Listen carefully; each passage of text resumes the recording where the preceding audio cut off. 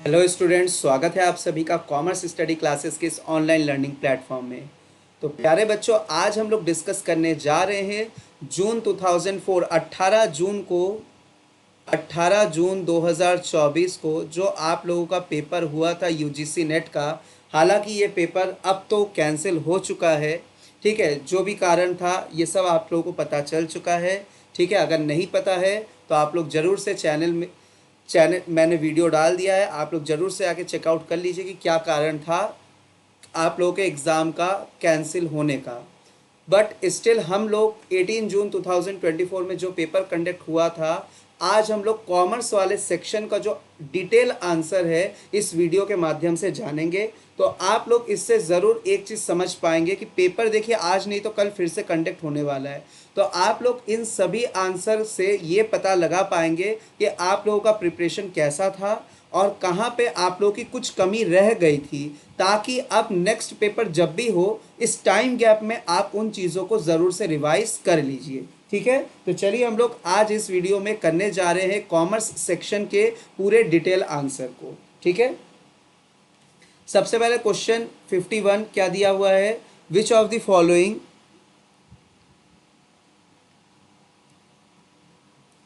Which of the following statement are correct about the regional rural bank. Regional rural bank से संबंधित कौन सा कथन सही है इसमें। The first RRB were established first RRB were established October 1975, बिल्कुल सही बात है ये तो। सेकंड क्या है, the RRB act of 1976 is applicable, ये भी सही बात है।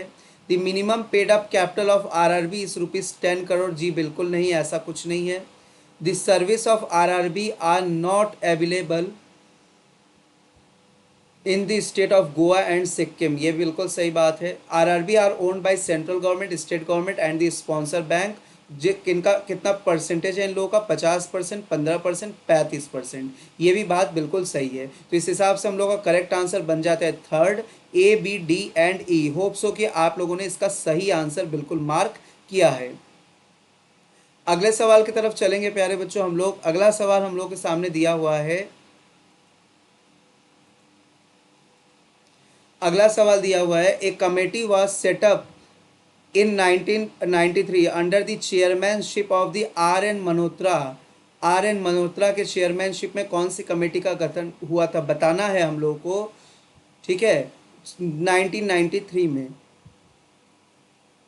तो इसका करेक्ट आंसर है insurance industry. Insurance industry R N Malhotra committee जो गठन हुआ था वो इंश्योरेंस इंडस्ट्रीज के लिए गठन हुआ था 1993 में। Next question, the channel level of distribution are direct marketing channel और zero level channel. Direct marketing channel और जीरो लेवल चैनल, बिल्कुल ये बात सही है। डुअल लेवल चैनल और single level channel. Exclusive distribution ये कोई चैनल नहीं है। रिवर्स फ्लो चैनल बिल्कुल चैनल है। सिलेक्टिव डिस्ट्रीब्यूशन कोई चैनल नहीं है। तो इसका करेक्ट आंसर हो जाएगा A B and D. A B D आप लोगों का सही आंसर हो जाएगा। चलिए अगले सवाल की तरफ चलेंगे हम लोग। अगला सवाल क्या दिया हुआ है, which of the following comes under the significant meaning of the foreign exchange. Foreign exchange के अंतर्गत कौन सा कथन सही है।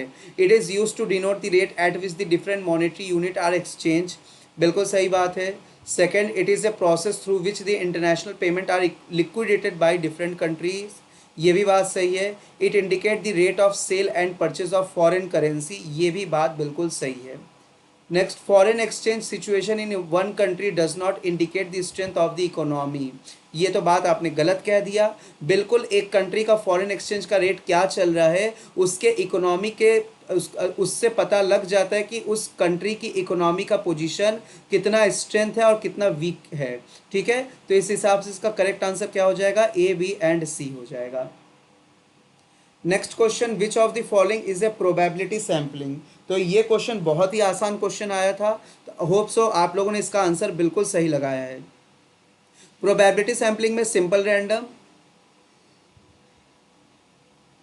क्लस्टर, कोटा आप लोगों का नॉन प्रोबेबिलिटी सैम्पलिंग होता है, स्ट्रैटिफाइड सैम्पलिंग आप लोगों का प्रोबेबिलिटी सैम्पलिंग होता है, और स्नोबॉल सैम्पलिंग ये नॉन प्रोबेबिलिटी सैम्पलिंग होता है। तो A B and D third option जो है बिल्कुल सही है। ठीक है, नेक्स्ट चलेंगे आगे, arrange the following step involve in A qualitative research in the proper sequence. तो प्यारे बच्चों, सबसे पहले हम लोग क्या करते हैं, identification of the research topic या रिसर्च प्रॉब्लम। फिर उसके बाद हम लोग क्या करते हैं प्यारे बच्चों, हम लोग रिव्यू करते हैं, लिटरेचर को रिव्यू करते हैं, है ना, रिव्यू करते हैं हम लोग लिटरेचर को। देन उसके बाद हम लोग क्या करते हैं सर, उसके बाद हम लोग सेट करते हैं, set the purpose and selection of the participant, कौन कौन पार्टिसिपेंट है। उसके बाद हम लोग डेटा कलेक्शन के तरफ आगे बढ़ चलते हैं और डेटा के मुताबिक हम लोग क्या करते हैं, हम लोग रिपोर्ट राइटिंग करते हैं। BACED आप लोग का जो है करेक्ट आंसर होगा। Fourth option is your correct answer. Next question, which one of the following is true with respect to the working capital finance. Working capital finance के रिगार्डिंग कौन सा कथन जो है सही है। Liquidity is higher in aggressive approach, भाई ये तो गलत बात कह दिया, एग्रेसिव अप्रोच में लिक्विडिटी लोअर होता है। Profitability higher in conservative approach, गलत। Liquidity is lower in matching approach, जी नहीं, बिल्कुल नहीं। Profitability is higher in aggressive approach, जी हाँ बिल्कुल, हम लोग प्रॉफिटेबिलिटी को हाई रखते हैं एग्रेसिव अप्रोच में, ये आंसर सही है। प्यारे बच्चों, मैंने जो है एकदम जो भी आंसर्स है पूरा एकदम जांच पड़ताल के साथ आप लोगों के सामने हम रख रहे हैं, बट स्टिल आप लोगों को अगर किसी भी क्वेश्चंस के आंसर में डाउट हो, कोई प्रॉब्लम हो, तो आप लोग ज़रूर से कमेंट बॉक्स में कमेंट करिएगा। अगले सवाल की तरफ चलेंगे हम लोग। अगला सवाल जो है वो इनकम टैक्स के डिडक्शन से चैप्टर आया हुआ है। 80 DDB किससे रिलेटेड है, deduction in respect of medical treatment. 80 DDB क्या है, deduction in respect of medical treatment, ठीक है। नेक्स्ट क्या है, 80E किससे रिलेटेड है, 80E रिलेटेड है deduction for interest paid on loan taken for pursuing of the higher education, तो E फॉर एजुकेशन। फिर उसके बाद 80GG किससे रिलेटेड है, 80GG रिलेटेड है रेंट पेड से। तो देखिए रेंट पेड कहाँ पे है, ये है सेकेंड आ, तो 80GG रेंट पेड से रिलेटेड है। फिर उसके बाद 80GG भी किससे रिलेटेड है, वो रिलेटेड है आपके contribution given by company to political party. तो करेक्ट आंसर हम लोग का क्या बन गया, ए का फोर्थ, बी का बन गया था थर्ड, सी का बन गया था सेकेंड और डी का बन गया था फर्स्ट। तो 4 3 2 1 इज द करेक्ट आंसर। तो करेक्ट आंसर क्या हो जाएगा 58 का 4 3 2 1। नेक्स्ट क्वेश्चन की तरफ चलेंगे, which of the following is are key component of a third generation balance score card. तो ये क्वेश्चन थोड़ा सा आप लोगों को लग सकता है कि थोड़ा सा हट के क्वेश्चन है, तो एक दो क्वेश्चन बिल्कुल है, हर एग्जाम का ये नियम है कि एक दो क्वेश्चन थोड़ा हट के ज़रूर आ जाता है, तो हमें उससे घबराना नहीं है। ऐसा तो बिल्कुल नहीं है कि आपको 100 में से 100 क्वेश्चन करेक्ट करना है तभी आपका JRF होगा, तो एक दो क्वेश्चन ऐसा आ सकता है, तो उसमें कोई भी पैनिक होने वाली बात नहीं है। चलिए, तो इसका आंसर अब हम लोग पहले देख लें कि इसका आंसर क्या हो जाएगा। इसका करेक्ट आंसर हो जाएगा third generation balance score card. इसका करेक्ट आंसर हो जाएगा BCDE। BCD मतलब strategic objective, strategic linkage model and prospective, उसके बाद मेजर एंड इनिशिएटिव, फिर उसके बाद स्ट्रेटेजिक ग्रोथ डाइवर्सिफिकेशन, ये इसका करेक्ट आंसर होगा। आइए चलते हैं हम लोग नेक्स्ट क्वेश्चन के तरफ। नेक्स्ट क्वेश्चन है, which of the following is properties of the standard deviation. तो प्रॉपर्टीज से आप लोग का क्वेश्चन आना तय है, तो स्टिल आप लोग इसको जरूर से एक बार रिवाइज कर लीजिए इन सब चीज़ों को। स्टैटिक्स में जितने भी आप लोगों के कंसेप्ट है, mean, median, mode, correlation, regression, standard deviation etcetera, इन सभी के जो प्रॉपर्टीज़ हैं उन प्रॉपर्टीज़ को आप लोग पढ़ ले। तो प्यारे बच्चों, स्टैंडर्ड डेविएशन का प्रॉपर्टी क्या कहलाता है कि स्टैंडर्ड डेविएशन, देखिए जो स्टैंडर्ड डेविएशन है वो change of origin, change of origin से क्या है, चेंज ऑफ ओरिजिन और ये चेंज ऑफ स्केल, ठीक है, चेंज ऑफ ओरिजिन और चेंज ऑफ स्केल। क्या मतलब है इन लोगों का, change of origin and change of scale का, change of origin and change of scale का क्या मतलब है। चेंज ऑफ ओरिजिन का मतलब होता है कि प्लस और माइनस से रिलेटेड बात किया जा रहा है, जहाँ पे प्लस जोड़ और जोड़ने और घटाने से बात की जा रही है। और change of scale, change of scale का मतलब होता है multiplication and division. Change of scale का मतलब क्या होता है, मल्टीप्लिकेशन एंड डिवीजन। तो तो कहा जा रहा है कि प्रॉपर्टीज क्या है स्टैंडर्ड डेविएशन का। तो प्यारे बच्चों प्रॉपर्टीज है स्टैंडर्ड डेविएशन का, वो चेंज ऑफ ओरिजिन से क्या है इंडिपेंडेंट है। Standard deviation is independent to the change of origin but it is dependent to the change of scale. मतलब स्टैंडर्ड डेविएशन में अगर कुछ भी आप प्लस माइनस करेंगे तो उसके रिजल्टेंट फिगर रिजल्ट में कोई भी असर नहीं पड़ेगा। लेकिन अगर कोई चीज़ आप कोई भी अमाउंट वैल्यू आप मल्टीप्लाई डिवाइड कर रहे हैं तो ज़रूर उसके फाइनल रिजल्ट में असर पड़ता है। ठीक है, इफेक्ट करता है वो भी उतने ही से, मल्टीप्लाई डिवाइड जिससे भी कर रहे हैं तो उससे उसके फाइनल रिजल्ट में भी इफेक्ट पड़ता है। तो it is dependent to the change of scale but it is independent to the change of origin. तो इस हिसाब से हम लोग का करेक्ट आंसर यहाँ पे क्या हो जाएगा, तो हम लोग का करेक्ट आंसर हो जाएगा, देखिए यहाँ पे तो इंडिपेंडेंट हो गया ना, चेंज ऑफ ओरिजिन प्लस किया है लेकिन रिजल्ट में कोई असर नहीं है, ये सही है। यहाँ पे माइनस किया है लेकिन रिजल्ट में भी माइनस कर दिया गया तो ये तो गलत हो जाएगा, ये तो गलत हो जाएगा। ठीक है, नेक्स्ट क्वेश्चन देखिए, प्लस किया है लेकिन प्लस का यहाँ पे कोई प्रभाव, डिवाइड किया, सॉरी डिवाइड है ये, लेकिन डिवाइड का प्रभाव हुआ है, बिल्कुल हुआ है, ये सही आंसर है। मल्टीप्लाई किया हुआ है, मल्टीप्लाई का भी प्रभाव हुआ है, बिल्कुल ये भी सही बात है।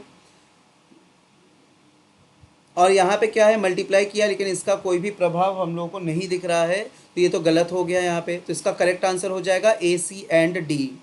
नेक्स्ट क्वेश्चन की तरफ चलेंगे। The most popular form of advertising does not include, तो the most popular form of advertising does not include informational appeal.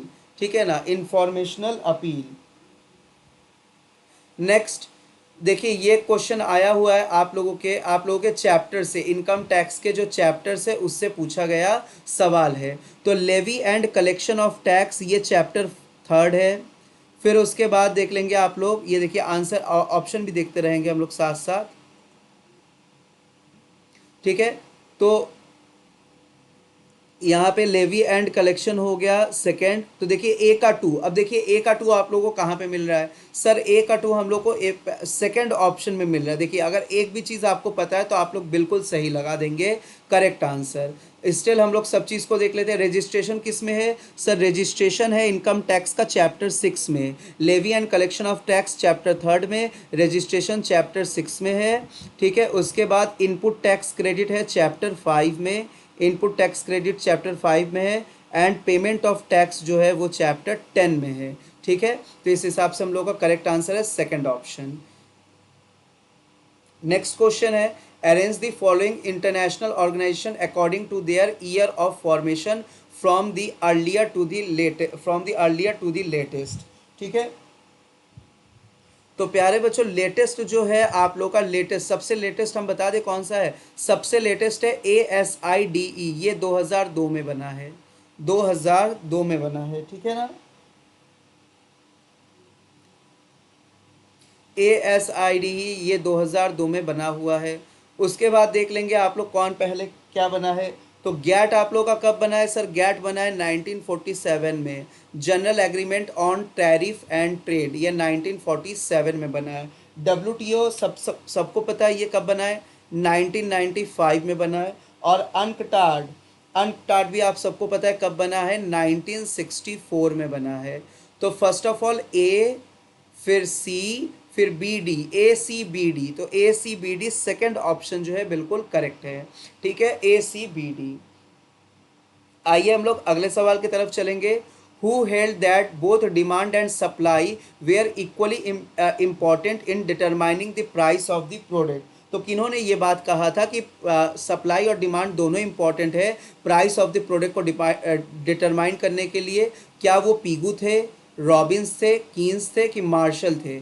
जी वो मार्शल थे, मार्शल। ठीक है, नेक्स्ट क्वेश्चन की तरफ चलेंगे हम लोग। Which of the following is are the method of calculation of the purchase consideration. Purchase consideration calculate करने का कौन सा मेथड इनमें से है? तो लमसम मेथड होता है, बिल्कुल लमसम मेथड होता है, नेट एसेट्स मेथड होता है, टोटल पेमेंट मेथड होता है, स्वैप मेथड, रेट मेथड होता है, बट नेट रियलाइजेशन कोई मेथड नहीं होता है। तो करेक्ट आंसर क्या हो जाएगा, A, B, C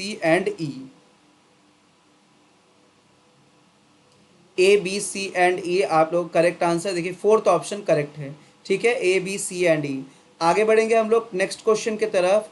ये क्वेश्चन है आप लोग का income effect, substitution effect, demand schedule, market demand से ये सवाल पूछा हुआ है, ठीक है, इकोनॉमिक्स का ही क्वेश्चन है। इनकम इफेक्ट को हम लोग, इनकम इफेक्ट का मतलब क्या होता है? इनकम इफेक्ट का मतलब होता है कि sir the effect of change in price on quantity demanded arising from the consumer becoming better और वर्स। कंज्यूमर बिकमिंग वर्स, तो कंज्यूमर कब वर्स और बेटर होगा? जब उसकी कमाई अच्छी होगी या कमाई खराब हो गई होगी, ठीक है ना। तो इनकम इफेक्ट हो गया आपका करेक्ट आंसर ए का फोर्थ। अब देखिए ए का फोर्थ आप लोगों को कहाँ पे मिल रहा है सर? ए का फोर्थ सेकंड ऑप्शन में ही केवल मिल रहा है, ठीक है, तो सेकंड ऑप्शन आप लोग का करेक्ट हो गया। बट स्टिल आप लोग सब्स्टिट्यूशन इफेक्ट को भी मैच कर सकते हैं। सब्स्टिट्यूशन इफेक्ट का मतलब क्या होता है? सब्स्टिट्यूशन इफेक्ट का मतलब होता है the effect of change in price on quantity demanded and individual arising from the consumer switching to और फ्रॉम द अल्टरनेट प्रोडक्ट। तो जब प्रोडक्ट में हम लोग स्विच करते हो तो दैट इज कॉल्ड क्या? सब्स्टिट्यूशन इफेक्ट, ठीक है, ये हो गया।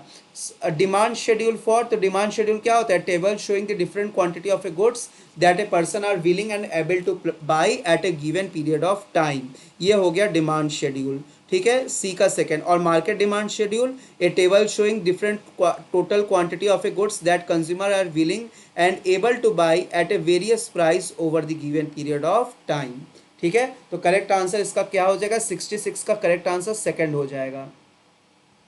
नेक्स्ट क्वेश्चन, सुगम इज ऑल्सो नोन एज, सुगम को हम लोग क्या कहेंगे? सुगम is also known as ITR4, ठीक है। Next, which of the following exemption deduction will not be available if SSC opted to be taxed under the section 115 BAC for assessment year 24-25, assessment year 24-25, ठीक है ना। तो 24-25 का assessment year पूछा है प्यारे बच्चों। तो 24-25 में देखिए, 24-25 के असेसमेंट ईयर यानी कि प्रीवियस ईयर हमारे बात पूछ रहा है प्रीवियस ईयर में, ठीक है ना। तो प्रीवियस ईयर की बात पूछ रहा है, मतलब असेसमेंट ईयर तो 24-25 है और मतलब प्रीवियस ईयर 23-24 की बात है। चलिए, तो इसका करेक्ट आंसर क्या हो जाएगा? यहाँ पे करेक्ट आंसर अगर हम लोग देखें तो हाउस रेंट अलाउंस का डिडक्शन मिलता है, लीव ट्रैवल का डिडक्शन मिलता है। स्टैंडर्ड डिडक्शन का देखिए पहले नहीं मिलता था, लेकिन जो भी अमेंडमेंट आया है अभी रिसेंट में, जो अमेंडमेंट आया है, स्टैंडर्ड डिडक्शन का भी डिडक्शन अब मिलने लगा है 115 BAC न्यू टैक्स रेजाइम में। और साथ ही साथ जो आप लोग का विडो पेंशन था, विडो पेंशन, ठीक है, तो विडो पेंशन का भी डिडक्शन, विडो पेंशन का भी डिडक्शन जो है अब मिलने लगा है, ठीक है ना। ये इसी बार से चेंजेस आया है, ठीक है। तो स्टिल तो इन्होंने तो प्रीवियस ईयर की बात पूछी, असेसमेंट ईयर 24-25, तो जो असेसमेंट ईयर 25-26 पूछेगा तो वहाँ पे स्टैंडर्ड डिडक्शन भी बिल्कुल वहाँ पे कंसिडर हो जाएगा, ठीक है। लेकिन आप लोगों को तो प्रीवियस ईयर पूछा है तो इसीलिए स्टैंडर्ड डिडक्शन नहीं होगा, ठीक है। टैक्स ऑन एम्प्लॉयमेंट होगा, interest on loan taken for self occupied house ये भी होगा। तो करेक्ट आंसर क्या हो जाएगा? A B D and E, A B D and E।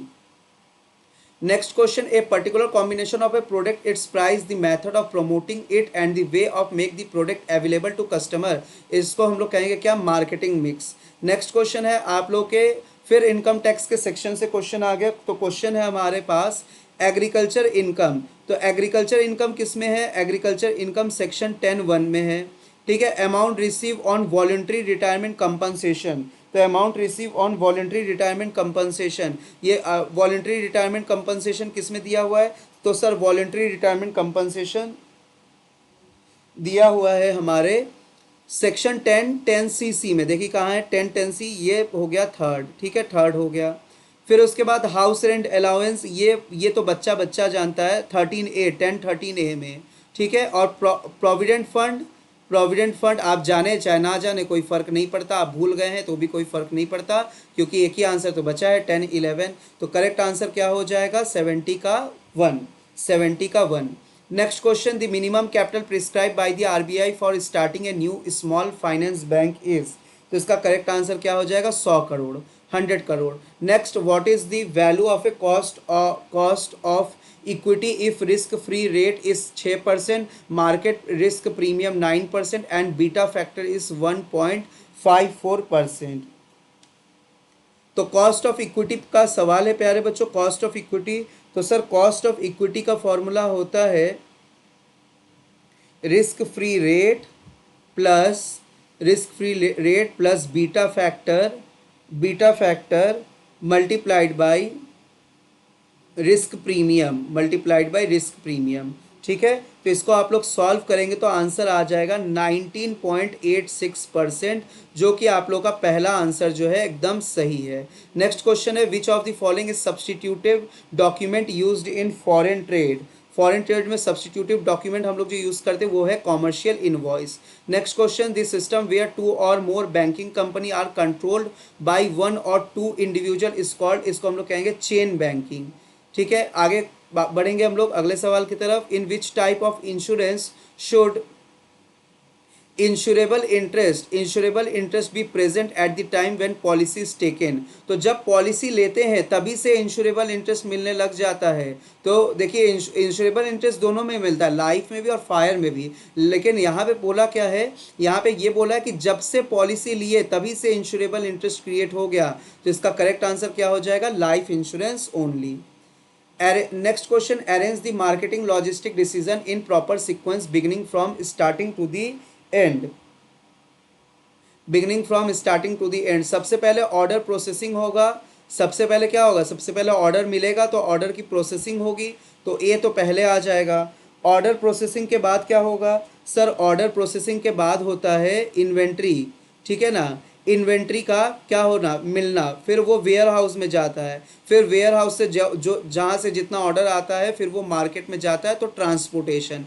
ABCD इसका करेक्ट आंसर हो जाएगा, जो कि ऑप्शन नंबर फर्स्ट है। तो अगला सवाल चलते हैं प्यारे बच्चों। अगला सवाल जो है हम लोग का, इफ EBIT इज 1120, PBT दिया है 320, फिक्स कॉस्ट दिया है 700, what is the value of the degree of operating leverage. तो डिग्री ऑफ ऑपरेटिंग लिवरेज की वैल्यू क्या हो जाएगी, तो डिग्री ऑफ ऑपरेटिंग लिवरेज आप लोगों का फॉर्मूला क्या होता है प्यारे बच्चों, फॉर्मूला होता है सर हम लोगों का contribution upon EBIT is equal to operating leverage. बहुत बढ़िया बहुत बढ़िया, contribution upon EBIT is equal to operating leverage. ठीक है, तो यहाँ पे आप लोग रखेंगे अपने फॉर्मूले में, देखिए यहाँ पे आप लोग रखेंगे तो कितना हो जाएगा, तो हम लोग ये देखिए कंट्रीब्यूशन अपॉन EBI, तो कंट्रीब्यूशन में क्या हो जाएगा, कंट्रीब्यूशन कैसे आ जाएगा, EBIT और फिक्स कॉस्ट को जब जोड़े रहेंगे तब वो क्या आता है, कंट्रीब्यूशन। ठीक है ना, तो कितना हो जाएगा ये 1820 रुपये डिवाइडेड बाई EBIT कितना है हमारे पास, 1120 रुपये, 1120 रुपये। तो जब हम लोग इसको सॉल्व करेंगे, तो इसका आंसर आ जाएगा 1.625। तो इसका करेक्ट आंसर फोर्थ हो जाएगा, फोर्थ। नेक्स्ट, लीज से क्वेश्चन पूछा है, फाइनेंस से, फाइनेंस का क्वेश्चन है। तो फाइनेंशियल लीज किसको कहते हैं हम लोग, फाइनेंस लीज। फाइनेंस लीज हम लोग किसको कहते हैं सर, फाइनेंस लीज मतलब वो lease the lessor transfer substantially all the risk and reward incidental to the ownership of the assets to the lessee, ये है हमारा फाइनेंशियल लीज। ठीक है, next operating lease. Operating lease क्या होता है सर, ऑपरेटिंग लीज का मतलब जहां लेसर ट्रांसफर नहीं करता है सारे रिस्क और रिवॉर्ड को, जो कि इंसिडेंटल होता है ओनरशिप ऑफ द एसेट्स से, ये हो गया। सेल एंड लीज बैक का मतलब क्या होता है, सेल एंड लीज बैक का मतलब होता है कि लेसी जो है वो सेल कर देता है अपने एसेट्स को और उसको वापस से किराए पे लेके काम चलाता है, इससे उनके पास लिक्विडिटी मेंटेन हो जाता है, लिक्विडिटी मेंटेन हो जाता है। सी का third. Next question, next question है डायरेक्ट लीज। ठीक है, डायरेक्ट लीज का आंसर क्या हो जाएगा, तो डायरेक्ट लीज का आंसर हो जाएगा the lessee under which a lessor owns acquire the assets that are leased to a given lessee. तो इस हिसाब से प्यारे बच्चों इसका करेक्ट आंसर क्या हो जाएगा, 78 का करेक्ट आंसर हो जाएगा, फर्स्ट ऑप्शन करेक्ट होगा, first option correct. Next question, which of the following is are correct about the free consent when it is not caused by. तो फ्री कंसेंट कब कहेंगे, तो when it is not caused by कब हो जाएगा, when it is not caused by coercion, जब उसमें दबाव ना हो, when it is not caused by undue influence, when it is not caused bye fraud and when it is not caused bye miss representation. तो अगर ये चारों चीज़ें नहीं होंगे तब वो कंसेंट फ्री कंसेंट होगा। तो करेक्ट आंसर क्या हो जाएगा आप लोगों का, A, B, C and D is the correct answer. Next, arrange the phase of capital expenditure or investment planning and control from beginning to the end. Control from beginning to the end. तो प्यारे बच्चों, इसमें सबसे पहले आप लोगों का क्या हो जाएगा, capital expenditure or investment planning. सबसे पहले हम लोग क्या करते हैं, सबसे पहले हम लोग आइडेंटिफाई करते हैं कहाँ कहाँ मार्केट में पैसे लगाने की अपॉर्चुनिटी अवेलेबल है। तो बी पहले आ गया, तो सर बी तो सेकंड में भी है, फोर्थ में भी है, क्या हो जाएगा, आगे बढ़ना पड़ेगा। तो जब हम लोग आइडेंटिफाई कर देंगे इन्वेस्टमेंट प्रपोजल, तो फिर हम लोग उसको फॉरकास्ट करते हैं कि जो जो इन्वेस्टमेंट प्रपोजल अवेलेबल है, कहाँ किस इन्वेस्टमेंट प्रपोजल में कैसा बेनिफिट है, किस इन्वेस्टमेंट प्रपोजल में कितना कॉस्ट आएगा, उसका रिटर्न क्या मिलेगा, ठीक है ना। ये सारे के सारे चीज़ें हम लोग फॉरकास्ट करने लग जाते हैं। तो मतलब बी के बाद क्या आएगा, सी आएगा। तो बी और सी कहाँ मिल रहा है आप लोगों को, सेकंड ऑप्शन 80 का सेकंड ऑप्शन करेक्ट है, ठीक है। तो बी सी, फिर उसके बाद आप लोग जब आप लोग को सब पता चल जाएगा कि कहाँ पे कितना बेनिफिट है, कॉस्ट इतना कितना कहाँ इन्वॉल्व है, फिर आप लोग सब चीज़ों को, सारे के सारे इन्वेस्टमेंट अपॉर्चुनिटीज़ को एवेल्युएट करेंगे। एवेल्युएट करने के बाद क्या करेंगे हम लोग, authorising for progressing and spending of capital expenditure, और उसके बाद control of the capital project. B C A D E answer correct हो जाएगा। Next question, arrange the step of selection process from beginning to the end. बहुत ही आसान सा question है, आपके क्लास 12th लेवल का ये क्वेश्चन है, इसमें तो बिल्कुल किसी ने नहीं गलती किया होगा। सबसे पहले हम लोग क्या करते हैं, screening of application. Application receive करते हैं, फिर उसकी स्क्रीनिंग करते हैं, मतलब उसको छांटते हैं कौन एलिजिबल है कौन नहीं एलिजिबल है।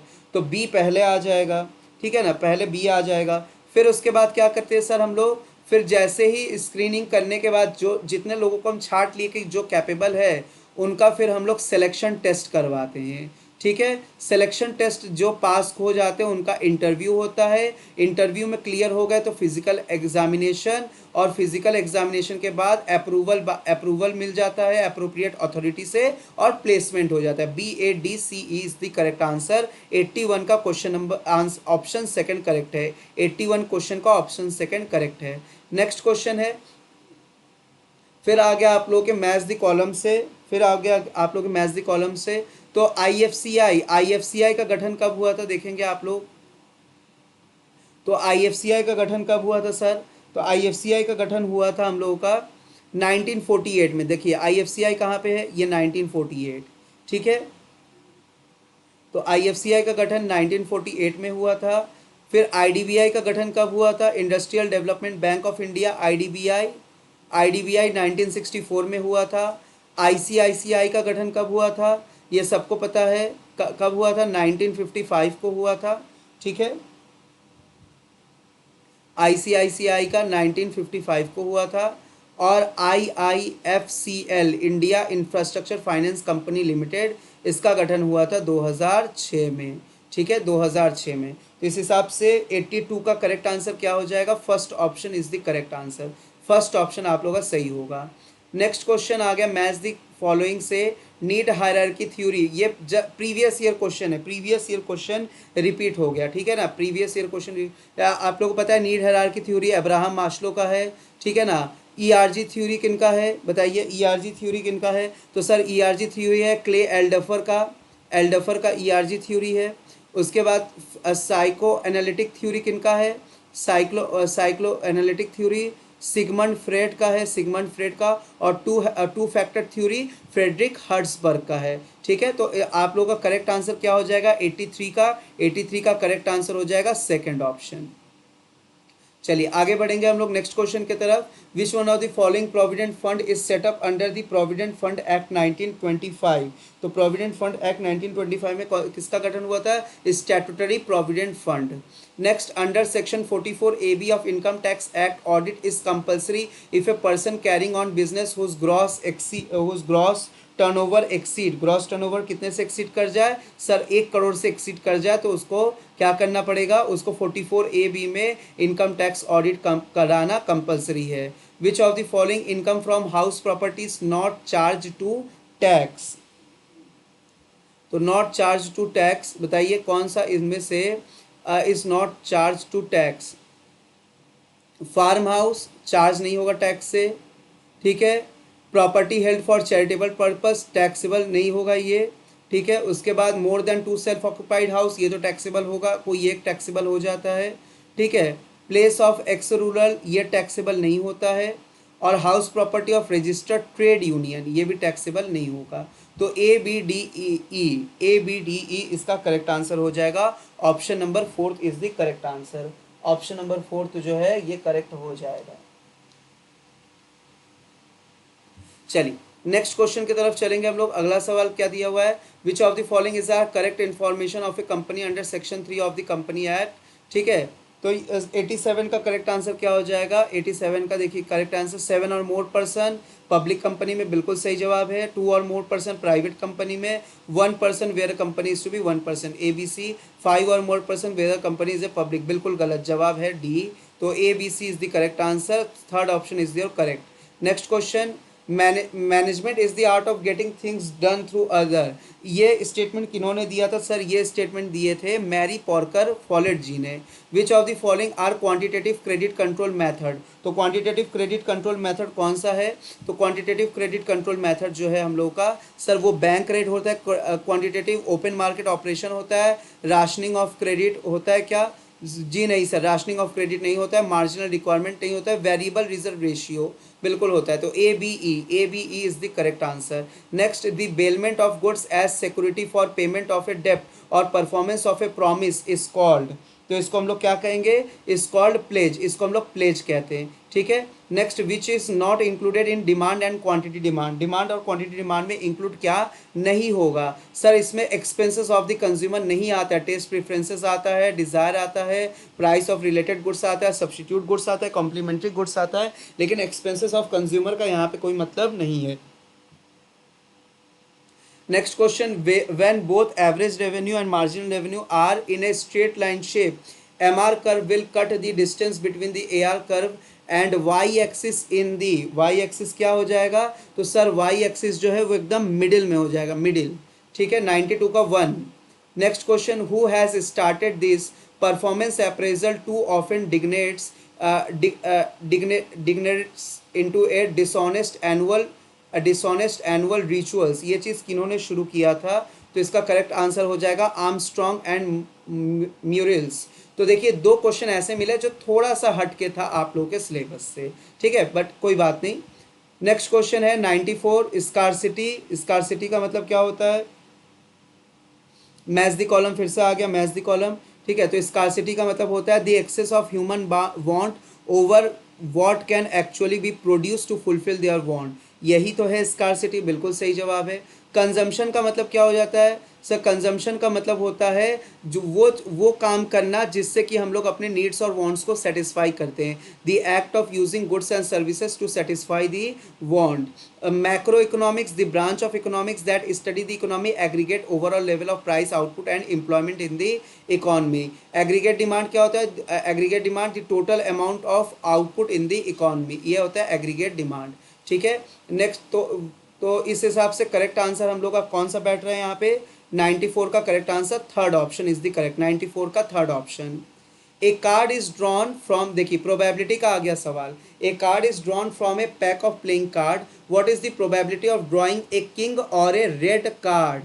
ठीक है। तो इसका करेक्ट आंसर क्या हो जाएगा सर, आंसर नहीं हमें सॉल्व करके बताइए। चलिए आप लोगों को जो है हम ये सॉल्व करके बताएंगे। तो देखिए क्या हो जाएगा यहाँ पे, सॉल्व इसको करेंगे तो हम लोग 26/52 प्लस रेड कार्ड 4/52 माइनस 2/52। ठीक है। तो इसको आप लोग सॉल्व करेंगे प्यारे बच्चों, इसको आप लोग सॉल्व करेंगे तो कितना आंसर हो जाएगा, देखिए 26 में से 4 जोड़ा कितना हो जाएगा 30, 30 में से 2 घटाया 28, तो 28 डिवाइडेड बाई 52। ठीक है। इसको आप लोग क्या करेंगे, इसको आप लोग 4 से डिवाइड कर दीजिए, 4 7 ज़ा 28, 4 1 ज़ा 4 12, 4 3 ज़ा 12, तो 7/13 इज द करेक्ट आंसर। चलिए अगले सवाल की तरफ चलेंगे। What are the two number whose arithmetic mean is 18 and harmonic mean is 16, तो थोड़ा सा हम लोग को यहाँ पे क्या करना पड़ेगा, रूल ऑफ थंब का इस्तेमाल करना पड़ेगा, रूल ऑफ थंब का इस्तेमाल करना पड़ेगा। तो प्यारे बच्चों हार्मोनिक मीन का फॉर्मूला क्या होता है देखेंगे हम लोग।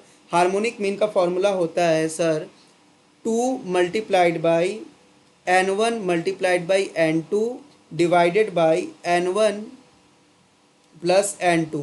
तो मैंने यहाँ पे ट्रायल एंड एरर मेथड लगाया, मतलब हिट एंड ट्रायल मेथड लगाया, तो मुझे जो दिखा वो 24/12 को आप अगर रखेंगे, 24/12 divided by 12 plus 24 is equal to 36, 24 plus 12। ठीक है, तो इसका करेक्ट यहाँ पे देखेंगे, आप लोग सॉल्व करेंगे। देखिए 2 multiplied by 24 multiplied by 12 divided by 36, तो इसको हम लोग सॉल्व करेंगे। ठीक है ना, किससे काटेंगे? तो पहले हम लोग इसको डिवाइड कर लेते हैं 12 से, 12 2 ज़ा 24, 12 3 ज़ा 36। ठीक है, फिर 3 4 ज़ा 12 हो गया, तो 4 2 ज़ा 4, 4 4 ज़ा 16, 16 आंसर आ जाएगा। तो इन्होंने क्या पूछा था? हार्मोनिक मीन 16 आना चाहिए, तो हम लोगों ने लगा के देख लिया, हार्मोनिक मीन 16 आ रहा है 24/12 रखने से। ठीक है, ये अगले सवाल की तरफ चलेंगे। Assumption of the law of diminishing marginal utility. Assumption क्या है law of diminishing marginal utility का? ये सबको पता होगा। एजम्पशन होता है कि सर रैशनलिटी होगा, सूटेबल यूनिट होगा, ठीक है, और कार्डिनल यूटिलिटी होता है। कॉमन सेटिस्फाइंग डिफरेंट बॉन्ड नहीं होता है, इंट्रोस्पेक्टिव नहीं होता है। Correct answer A B C हो जाएगा। 97 का फर्स्ट ऑप्शन करेक्ट हो जाएगा, A B and C. Next, which of the following are merit of the NPV method of capital budgeting. NPV method क्या हो जाएगा कैपिटल बजटिंग का? देखिए, कंसिडर ऑल कैश फ्लो बिल्कुल कंसिडर करता है, टाइम वैल्यू ऑफ मनी को भी ये कंसिडर करता है, give more weightage to future receipt नहीं, प्रेजेंट रिसिप्ट को वेटेज ज़्यादा मिलता है, satisfy the value of additive principle बिल्कुल सही जवाब है, no relation with the wealth maximisation principle गलत जवाब है। तो इस हिसाब से इसका करेक्ट आंसर क्या हो जाएगा? A B and D is the correct answer. Next question की तरफ चलेंगे हम लोग। The concept of product life cycle is based on few key assumption, they are. तो फ्यू की एजम्पशन, वो क्या एजम्पशन है? तो प्रोडक्ट हैव लिमिटेड लाइफ, बिल्कुल सही बात है। Product sale passes through a distance stage, each passing different challenges opportunity and problem, ये भी बिल्कुल बात सही है। It occupy most desirable position in consumer mind, making the brand almost impregnable, ये गलत बात है, ये गलत जवाब है। ये प्रोडक्ट लाइफ साइकिल का कंसेप्ट नहीं है, ये इसका एजम्पशन नहीं है। ठीक है, it erects out output cost to protect to weak front from the support of a possible counter attack, ये भी बिल्कुल गलत एजम्पशन है। Profit rises and fall at different, ये बिल्कुल सही बात है कि ग्रोथ स्टेज होता है, मैच्योरिटी स्टेज होता है, तो हर स्टेज पे जो है हम लोग का प्रॉफिट जो है घटता बढ़ता रहता है। ठीक है, तो करेक्ट आंसर क्या हो जाएगा? इस हिसाब से इसका करेक्ट आंसर हो जाएगा हम लोग का fourth option is the correct. Fourth option जो है यहाँ पे सही हो जाएगा। अगले सवाल की तरफ चलेंगे। देखिए, हम लोगों ने 50 क्वेश्चन सॉल्व कर लिया। विच of the following assumption is of net income approach of capital structure. तो क्वेश्चन 100 का आंसर क्या हो जाएगा? इसका आंसर देखिए हम बता दे रहे हैं, ए बी एंड सी जो है ये सही है। ठीक है, नेक्स्ट चलेंगे तो 100 का ऑप्शन नंबर 3 सही है। नेक्स्ट चलेंगे, arrange in proper sequence of step of financial accounting. बताइए, क्लास 11 का सवाल पूछ दिया आप लोगों से। ठीक है, तो सबसे पहले हम लोग क्या करते हैं? Identifying and measure of the financial transaction करते हैं। फिर उसके बाद क्या करते हैं सर फिर उसके बाद हम लोग उसकी रिकॉर्डिंग करते हैं।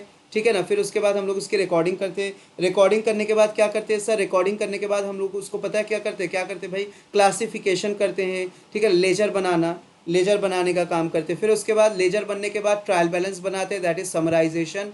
फिर उसके बाद रिजल्ट ड्रॉ करते हैं। ठीक है, तो B D C A is the correct answer.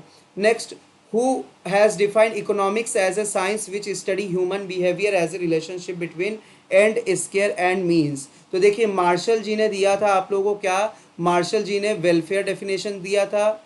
ठीक है, और एडम स्मिथ ने वेल्थ दिया था। रॉबिन्स ने क्या दिया था आप लोगों को? रॉबिन्स जी ने स्कार्सिटी का डेफिनेशन दिया था। पीगू ने कौन सा डेफिनेशन दिया था?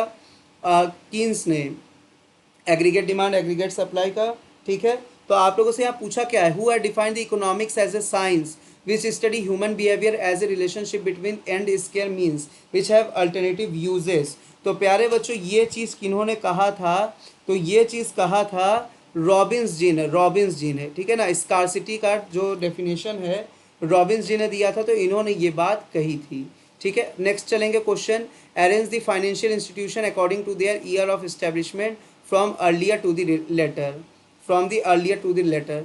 तो प्यारे बच्चों यहाँ पे आप लोग बिल्कुल इसको फटाक से बता सकते हैं, हम उम्मीद करते हैं, क्योंकि सर सबसे पहले इंपीरियल बैंक बना था, ये सबको पता है, ठीक है ना। इंपीरियल बैंक सबसे पहले बना था, ठीक है।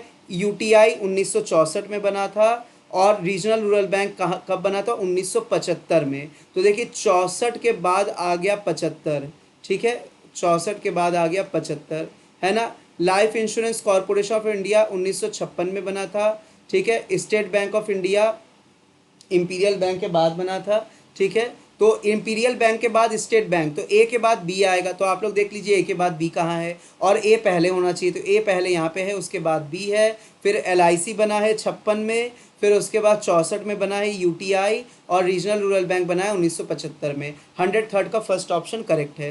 नेक्स्ट क्वेश्चन की तरफ चलेंगे। Bank overdraft payable on demand should be treated as cash and cash equivalent according to which one of the following accounting standard. इसका करेक्ट आंसर हो जाएगा Ind AS 7, Ind AS 7। Next, arrange the following procedure of e-filing of income tax return in a proper sequence. e-filing of income tax return. तो सबसे पहले हम लोग क्या करेंगे, सबसे पहले हम लोग रजिस्टर करते हैं, सबसे पहले रजिस्टर करते हैं, फिर उसके बाद आप लोग लॉगिन करते हैं, लॉगिन करने के बाद हम लोग डाउनलोड करते हैं और प्रिपेयर करते हैं रिटर्न्स को, फिर उसके बाद ई फाइलिंग करते हैं, ठीक है ना, ई फाइलिंग करते हैं, फिर उसके बाद वेरिफिकेशन उसका होता है, BADEC। तो ऑप्शन कौन सा सही है, 105 का first option is the correct answer. Next आ गए प्यारे बच्चों हम लोग मैथ द कॉलम में, sensitivity analysis, scenario analysis, simulation analysis, decision tree analysis. तो ये पता है कहाँ का क्वेश्चन है, ये कैपिटल बजटिंग से सवाल पूछा हुआ है आप लोगों को, कैपिटल बजटिंग से। तो चलिए, तो इसका करेक्ट आंसर क्या हो जाएगा, आंसर डायरेक्ट बता दे क्या, नहीं सर हम लोग को डिटेल में थोड़ा बताइए। तो देखिए सेंसिटिविटी एनालिसिस का मतलब होता है कि analysing the project of NPV or IRR for a given change of one variable at a time. तो ए का थर्ड हो जाएगा, ए का थर्ड हो जाएगा, ए का थर्ड हो गया, ठीक है।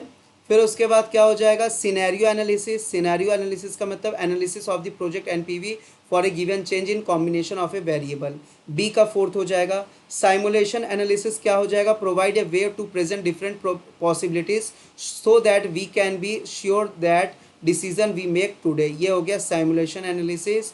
Decision tree analysis, a computer generated very large number of scenarios according to the probability distribution of variable, D का 1। तो करेक्ट आंसर कौन सा बैठ रहा है 106 का, ऑप्शन नंबर थर्ड, ये है ऑप्शन नंबर थर्ड, ठीक है। ए का थर्ड, बी का फोर्थ मिल गया, ऑप्शन नंबर थर्ड।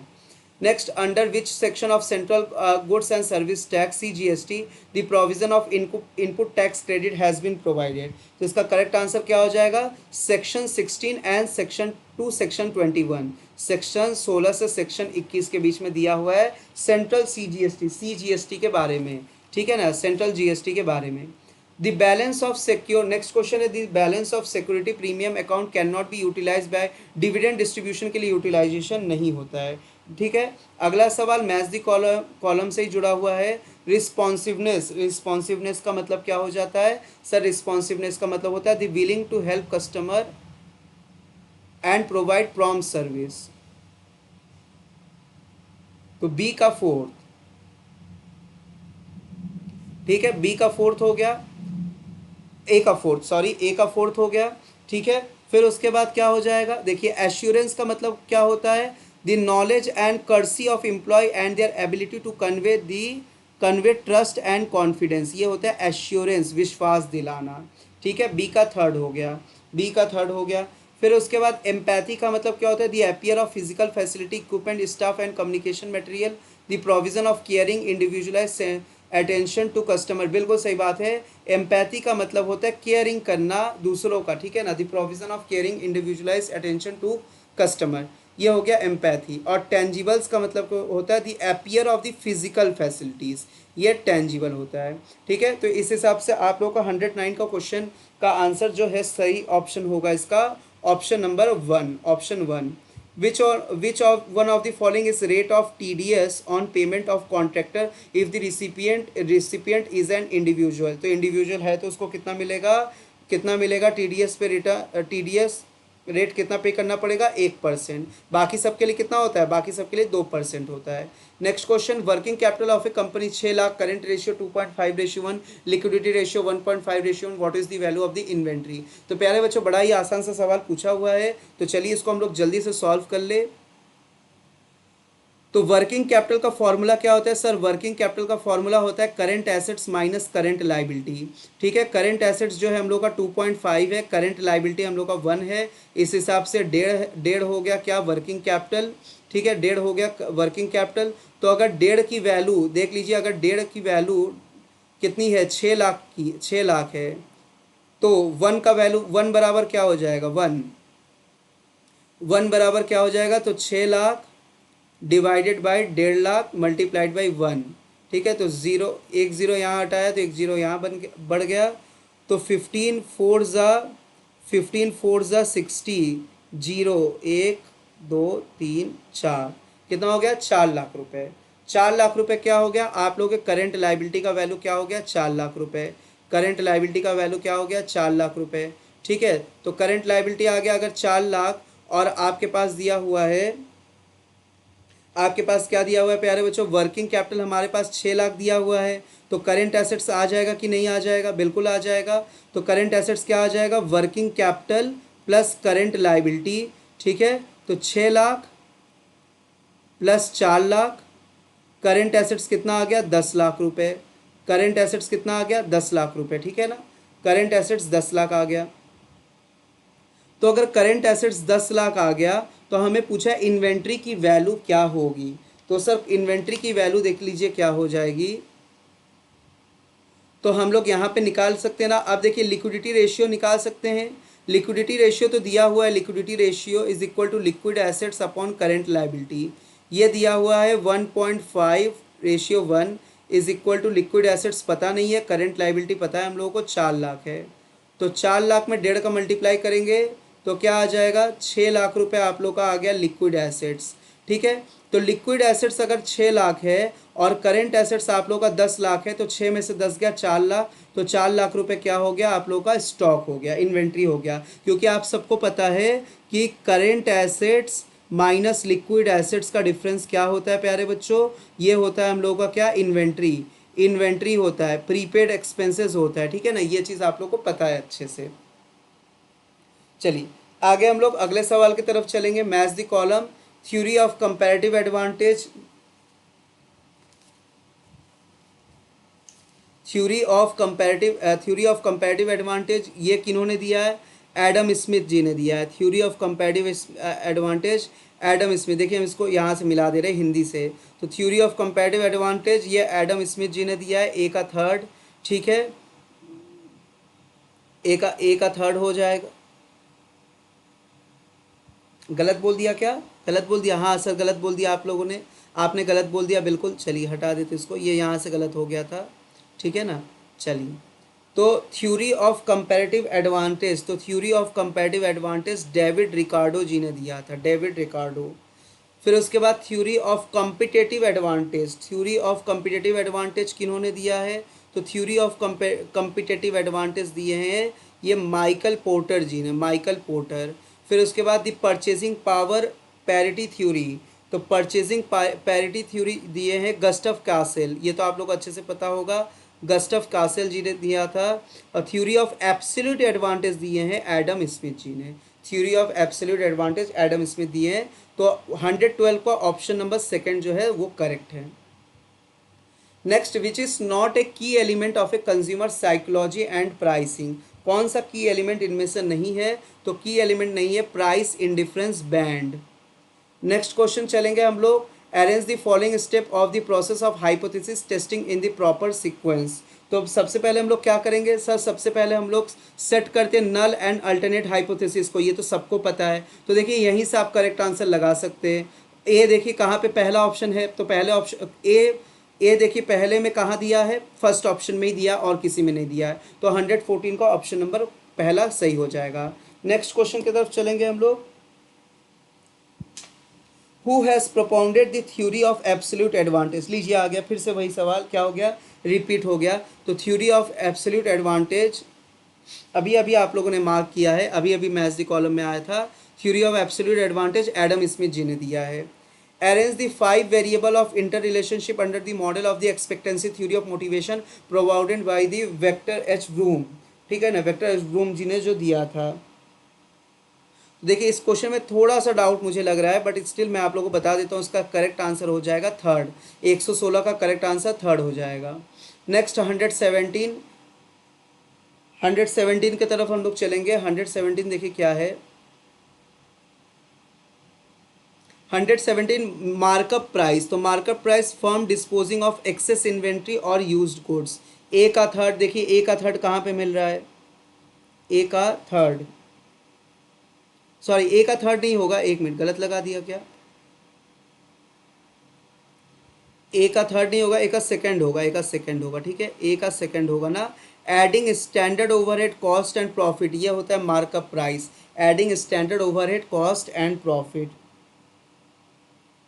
ठीक है, फिर उसके बाद देखेंगे target rate of return price. ये starting with the rate, starting with the rate of return objective and then setting the price that will yield the desired rate of return. ठीक है, ये हो जाएगा इसका आंसर।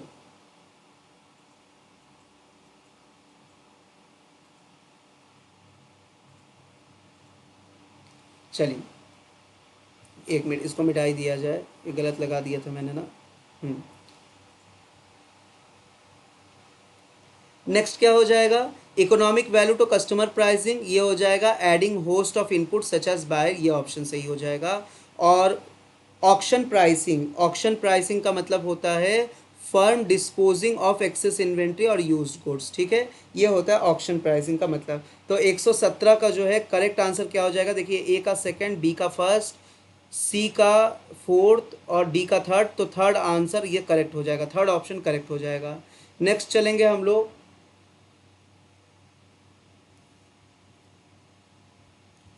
नेक्स्ट चलेंगे हम लोग। देखिए यहाँ पे आपके बिजनेस लॉ से क्वेश्चन पूछा हुआ है, सेक्शन से रिलेटेड, सेक्शन से रिलेटेड क्वेश्चन पूछा हुआ है। ठीक है, तो यहाँ पे क्या हो जाएगा, कंटिजेंट कॉन्ट्रैक्ट। तो कंटिजेंट कॉन्ट्रैक्ट का आंसर क्या हो जाएगा सर, कंटिजेंट कॉन्ट्रैक्ट सेक्शन 31 में दिया है, बहुत बढ़िया। बेलमेंट सेक्शन 148 में दिया है। तो ए का फर्स्ट, बी का फोर्थ, बी का फोर्थ हो जाएगा। ठीक है, फ्रॉड, फ्रॉड किस में दिया है सर, सेक्शन 15 में दिया है फ्रॉड, बहुत बढ़िया। सेक्शन 15 में क्या दिया है, फ्रॉड दिया है। और सर कोर्शन किस में दिया हुआ है, कोर्शन सेक्शन 17 में दिया हुआ है। 1432, 1432 करेक्ट आंसर क्या हो जाएगा, 1432 पहला ऑप्शन सही हो जाएगा। Next, non collusive oligopoly include, non collusive oligopoly में क्या आ जाएगा, तो नॉन कॉल्यूसिव ओलिगोपोली में कर्नॉट मॉडल आ जाएगा।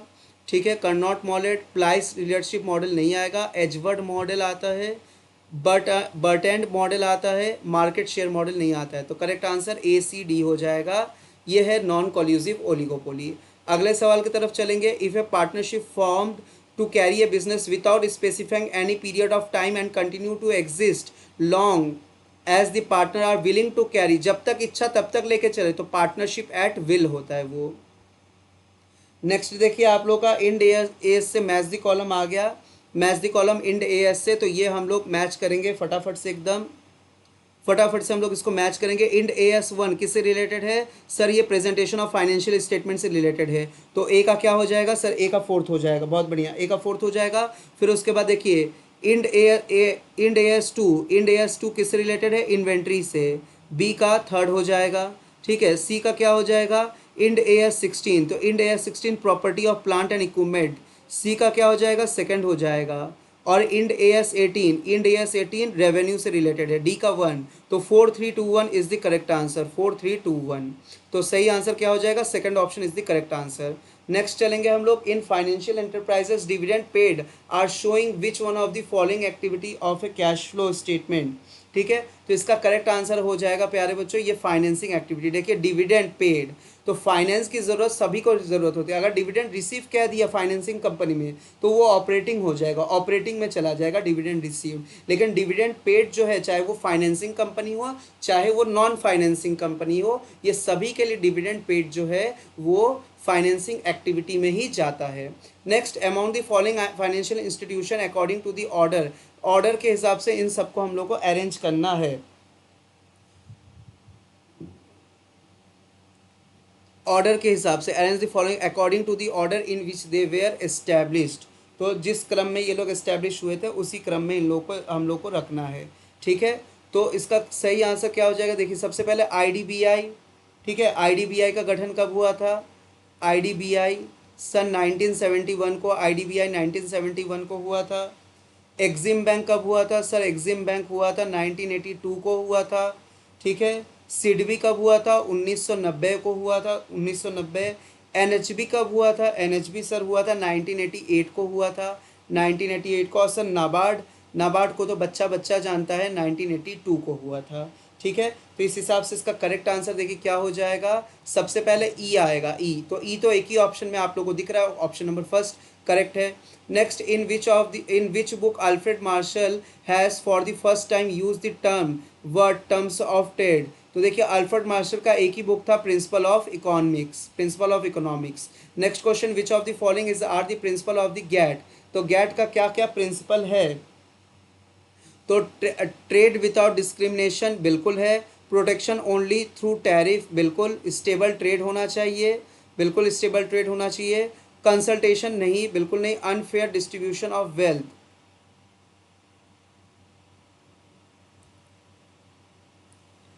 Unfair which are principle of general agreement. तो ए बी सी डी होगा ना, एक मिनट,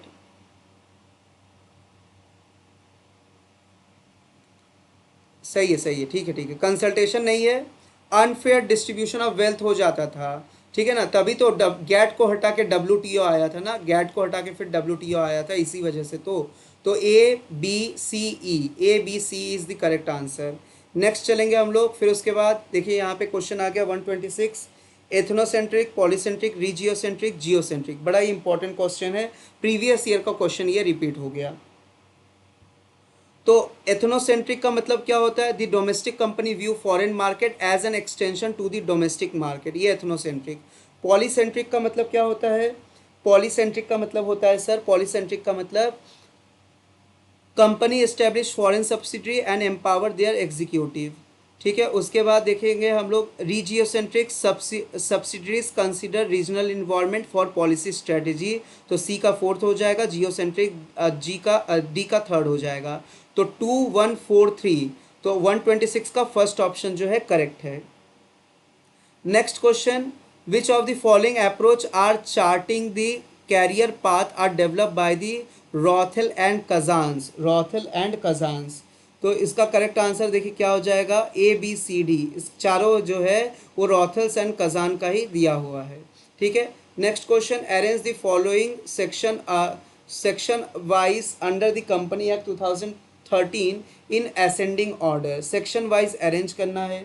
ठीक है, तो हम सबको पता है, वैसे देखिए सेक्शन अगर आप लोगों को नहीं भी पता है तो आप लोग ऐसे अरेंज कर सकते हैं ना। सबसे पहले सर किसी भी कंपनी का फॉर्मेशन ऑफ कंपनी होगा, सबसे पहले कंपनी का क्या होगा? फॉर्मेशन होगा। फिर उसके बाद क्या होगा? फिर उसके बाद क्या होगा सर? उसका आर्टिकल तैयार होगा। फिर उसके बाद इनकॉर्पोरेशन होगा कंपनी का। फिर उसके बाद हम लोग क्या करेंगे? सर्विस डॉक्यूमेंट, फिर प्रॉस्पेक्टस इशू होगा।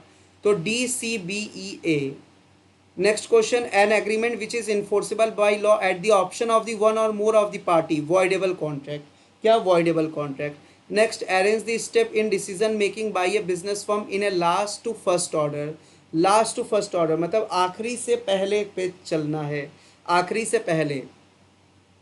तो परफॉर्मिंग दिस सेंसिटिविटी एनालिसिस सबसे आखिरी में हम लोग करते हैं। ठीक है, तो बी सबसे आखिरी में आएगा, मतलब इसको पहले रखना है, बोला है ना, जो सबसे आखिरी में आएगा from in last to first, मतलब जो सबसे लास्ट में आएगा उसको आप पहले रखेंगे, फिर उसी क्रम अनुसार। ठीक है, उसी क्रम अनुसार। उसके बाद हम लोग क्या करते हैं? उसके बाद हम लोग ये देखिए, choicing of the best alternative, choicing of the best alternative, फिर assessing the consequences of various, फिर उसके बाद एक्सप्लोरिंग ऑफ अल्टरनेटिव, फिर determination of objective. Determination of objective सबसे पहले आएगा ना? हाँ सर, डिटर्मिनेशन ऑफ ऑब्जेक्टिव सबसे पहले आएगा ना, तो ये सबसे आखिरी में आपको रखना पड़ेगा, ठीक है। तो सी सबसे आखिरी में रहेगा। अब आप लोग ऐसे भी लगा सकते थे कि सी देख लीजिए किस ऑप्शन में सबसे लास्ट में है, तो सर फोर्थ में सबसे लास्ट में रखा है, तो फोर्थ ऑप्शन करेक्ट हो गया। 130 का फोर्थ ऑप्शन है। विच one of the following given the net income approach. तो नेट इनकम अप्रोच किन्होंने दिया था? सबको पता है, डुरांड ने। Net income approach, net operating income approach, ये दोनों ही डुरांड जी ने दिया था। नेक्स्ट देखिए 132 का आंसर क्या हो जाएगा? ये थ्योरम से आ गया, theorem of addition, multiplication, probability and Bayes theorem, ठीक है।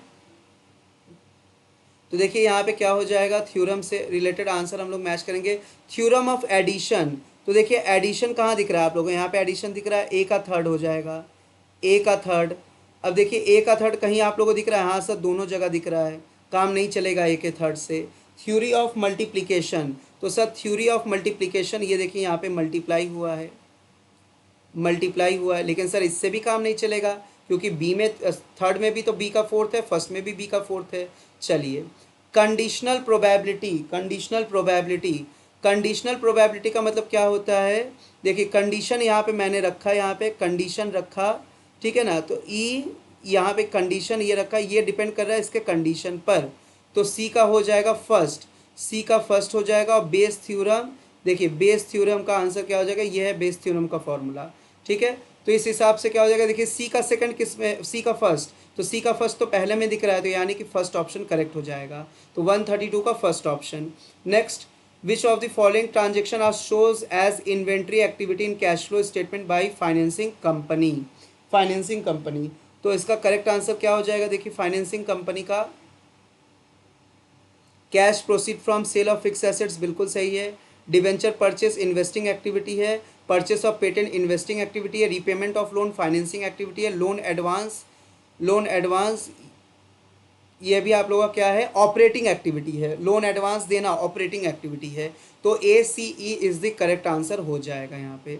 Next, in which year general agreement trade and tariff, ये देखिए अभी अभी आप लोगों ने मार्क किया था 1947 में सेटअप हुआ था, ठीक है ना। जनरल एग्रीमेंट और ट्रेड वॉज सेटअप 1947।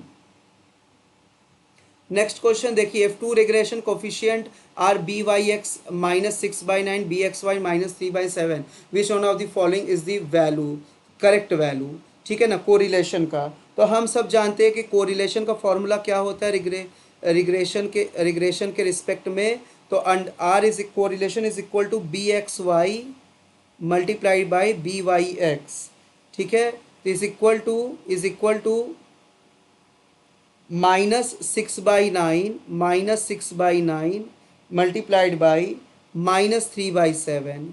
तो यहाँ पे आप लोगों ने माइनस को कॉमन ले लिया बाहर, ठीक है।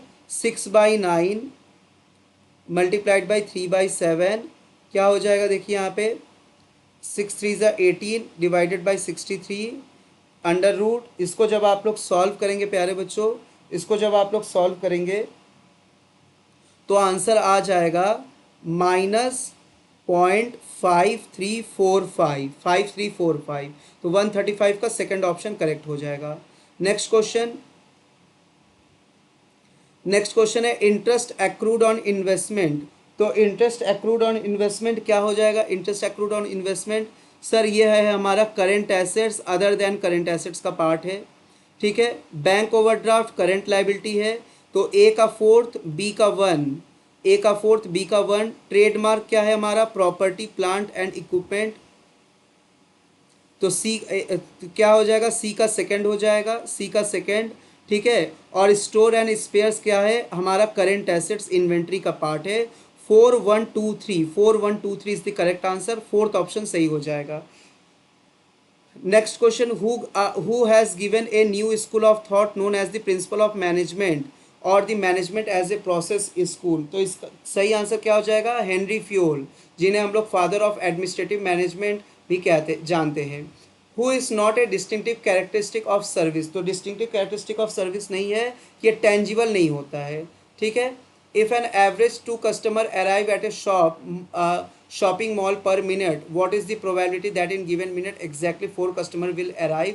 तो प्यारे बच्चों ये है आप लोगों का प्रीवियस ईयर का ही क्वेश्चन है, प्रीवियस ईयर का क्वेश्चन।